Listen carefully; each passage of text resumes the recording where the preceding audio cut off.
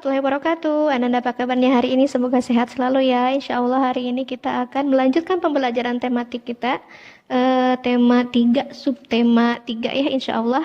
Untuk hari ini kita akan mempelajari tentang keragaman agama yang ada di Indonesia. Ya, silakan dibuka buku tematiknya halaman 91 ya. Di sana ada bagian Ayo Membaca, Persahabatan Ino dan Fandi. Sudah dibuka bukunya ya. Kita coba, Ibu akan mencoba membacakan, kalian sambil menyimak bukunya ya, halaman 91.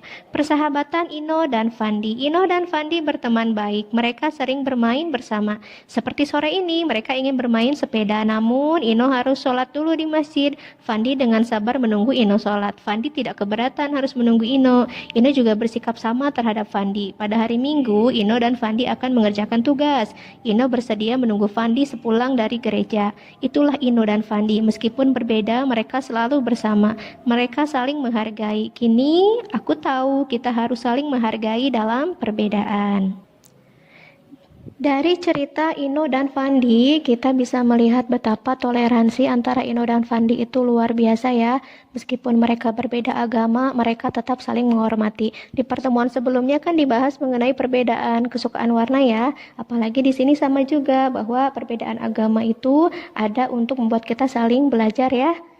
Nah, berikutnya silakan kita lanjutkan ke halaman 92 bagian Ayo Mencari Tahu. Sudah dibuka? Ino dan Fandi memeluk agama yang berbeda ya. Ino memeluk agama Islam, Fandi memeluk agama Kristen. Di negara kita ada 6 agama yang diakui. Kalian tahu agama apa saja? Ada Islam, ada Kristen Katolik, ada Kristen Protestan, ada Hindu, Buddha, dan Konghucu. Sesama umat beragama harus saling menolong dan bekerja sama agar terbina persatuan. Nah, sekarang waktunya kita lebih mengenal jauh lagi tentang keberagaman agama yang ada di Indonesia ya. Kita lanjutkan ke pembahasan berikutnya ya. Bagian pertama, kita akan mengenal lebih jauh mengenai tempat beribadah ya. Kita beribadah di tempat ibadah. Ada bermacam-macam tempat ibadah. Tahukah kamu macam-macam tempat ibadah? Ada masjid. Masjid itu digunakan sebagai tempat beribadah agama Islam ya. Gereja itu oleh agama Kristen, baik itu Katolik ataupun Protestan, tapi mereka punya ciri khas masing-masing ya bangunannya antara Katolik dan Protestan. Pura itu untuk agama Hindu. Ada umbul-umbul di sampingnya, kalian bisa lihat di gambar sebelahnya ya. Lalu wihara itu untuk agama Buddha dan kelenteng itu untuk Konghucu. Setiap tempat ibadah memiliki ciri masing-masing. Ciri-ciri itu nampak pada bentuk bangunan yang berbeda. Dengan ciri-ciri itu rumah ibadah dapat dengan mudah dikenali. Jadi setiap tempat ibadah ada ciri khas masing-masingnya ya. Nah, yang berikutnya kita akan mengenal Hari Raya Keagamaan. Silakan dibuka halaman 108. Ibu akan membacakan, kalian sambil mendengarkan dan mengamati buku tematiknya ya. Merayakan Hari Keagamaan. Umat beragama merayakan Hari Raya. Merayakan Hari Raya merupakan rasa syukur kepada Tuhan Yang Maha Esa. Terdapat bermacam-macam hari raya keagamaan. Yang pertama, Hari Raya umat Islam. Umat Islam merayakan Idul Fitri dan Idul Adha. Hari Raya Idul Fitri dirayakan umat Islam setelah berpuasa 1 bulan di bulan Ramadan. Pada Hari Raya Idul Fitri, umat Islam bermaaf-maafan. Pada pagi Idul Fitri, umat Islam melaksanakan sholat di masjid dan tanah lapang. Saat Idul Adha, umat Islam melaksanakan kurban. Berkurban dilakukan dengan menyembelih hewan ternak seperti kambing dan sapi. Daging hewan lalu dibagikan kepada orang yang tidak mampu. Yang berikutnya adalah Hari Raya umat Kristen, Protestan, dan Katolik. Umat Kristen, Protestan, dan Katolik merayakan Natal dan Paskah. Pada malam Natal, umat Kristiani melakukan misa di gereja. Saat Natal, rumah umat Kristiani semarak dihiasi dengan pohon Natal. Umat Kristiani juga merayakan Hari Paskah. Saat Paskah ada tradisi unik, yaitu anak-anak berlomba melukis dan mencari telur hias.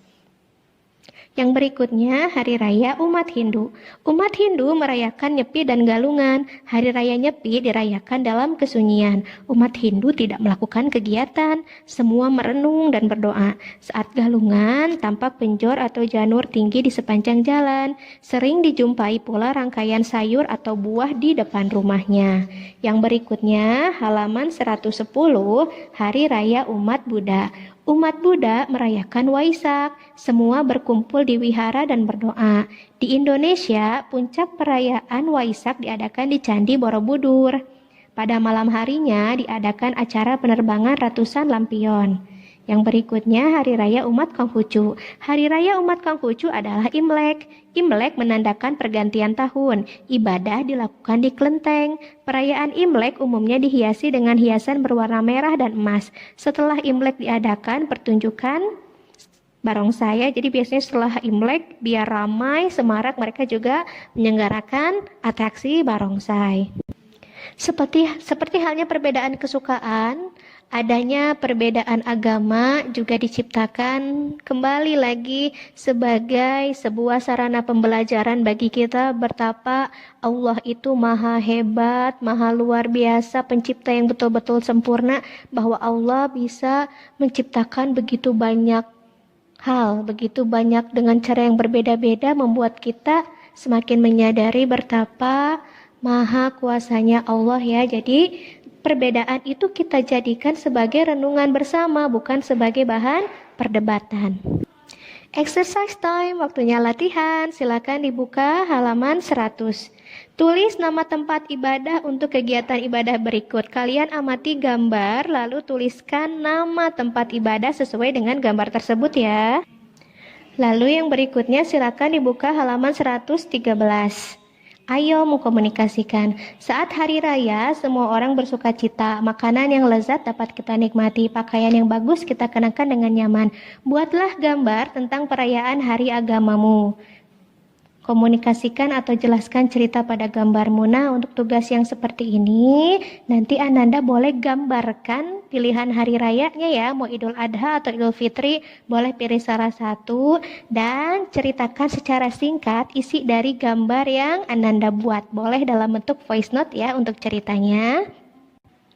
Sekian dulu materi dan tugas hari ini. Jika ada yang belum Ananda pahami, jangan sukar bertanya ya. Sampai bertemu lagi di pertemuan berikutnya. Assalamualaikum warahmatullahi wabarakatuh.